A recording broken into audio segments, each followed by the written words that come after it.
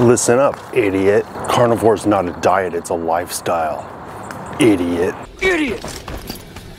Oh, my son's with me today. We're out here on my morning walk. He said, Dad, can I go for a walk? I said, absolutely not. Oh, never mind, I said yes. Fortunately, none of my other kids said, can I go too? Can I go too? Can I go too? Can I go too? Can I go too? Can I go too? Can I go too?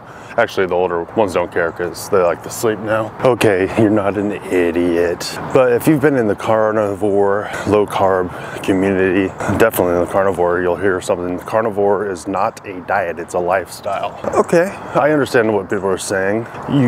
You want to move from a place where you feel like you're being restricted to a place that you feel free. And I always kind of kick back because initially, just because the word diet, we have kind of put a negative connotation on it. Diet is like what we eat. But since it has this new definition where it's denying ourselves or restricting ourselves, it becomes this negative thing. We want to use verbiage and language that get us out of that like negative mindset, where we're not feeling like we're denying ourselves or we're missing out on something. We're not lacking anything. I read a book by A.W. Tozer once, and he was talking about the Christian church. And a lot of people would think that if you are a Christian, you know, you should excel in like love, joy, peace, patience, kindness, goodness, gentleness, self-control, those types of things. And if you excel in those things, like you should see them play out in life. And you know, your giving would be great and all these different things. He wrote this line that said something like, even in the Christian church, we don't like stuff getting taken away from us. We will vote to keep the stuff, man. We will vote to keep the organ. We will vote for comfort. Even among what he's arguing people would think would be the most moral, or at least moral seeking folks. It's hard to explain that, but I think you know what I'm saying. We don't like things taking control of us or having control, and we don't like things getting taken away and things being less than. So we don't like the word diet. Okay, good. So we call it a lifestyle. Okay, well, that's cool. The power of positive thinking. But what if it's not your lifestyle? How do you get it to become your lifestyle if you don't at first change your life in the first place by doing things you don't want to do? Run up my hill. Spend some moment getting some of this sunrise. My diet became my lifestyle. I am punching in the neck machine. If you really want to have your diet not be a diet, you're gonna have to put in work for something to become your lifestyle.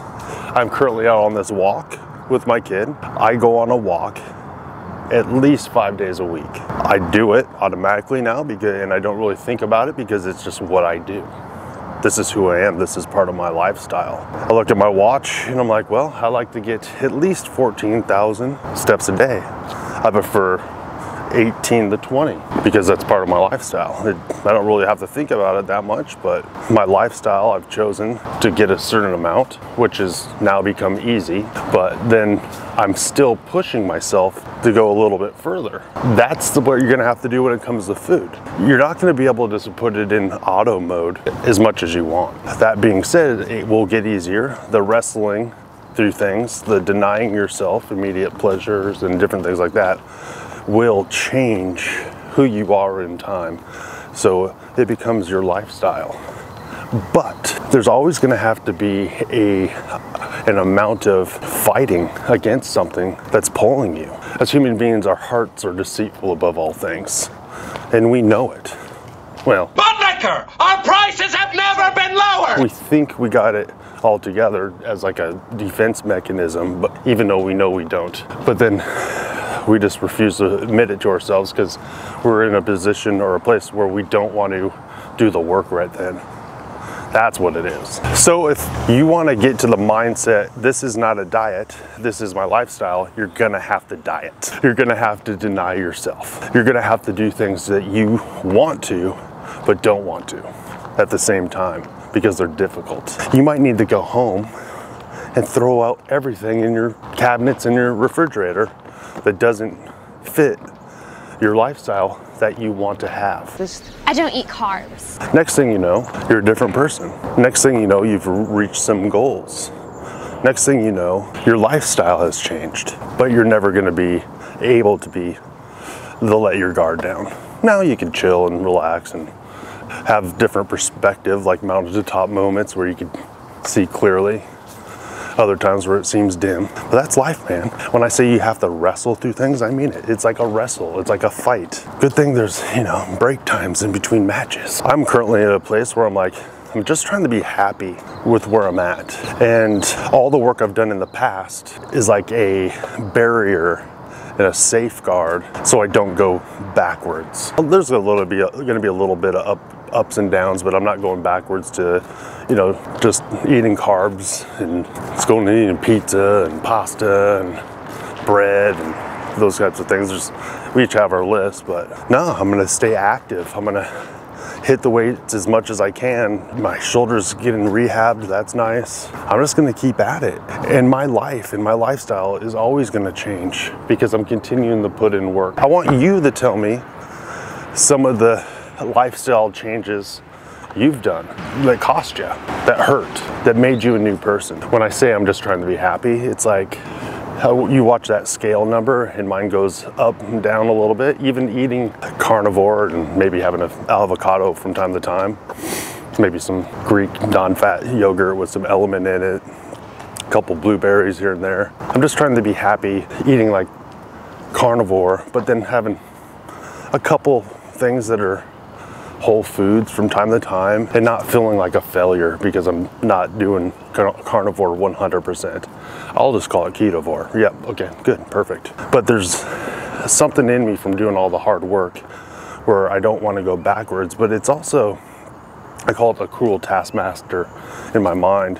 And I'll look in the mirror and it's like, dude, you're getting fat again. But am I? I mean, you can't even see me. I asked my wife, she's like, no, but she lies for my benefit. I was hoping to give you guys and myself some things to think about. Think about these things. How have you seen this play out in your life? What are some of your concerns about where you're headed if you're not denying yourself? All right. Or are you just chill and happy and having a mountaintop moment?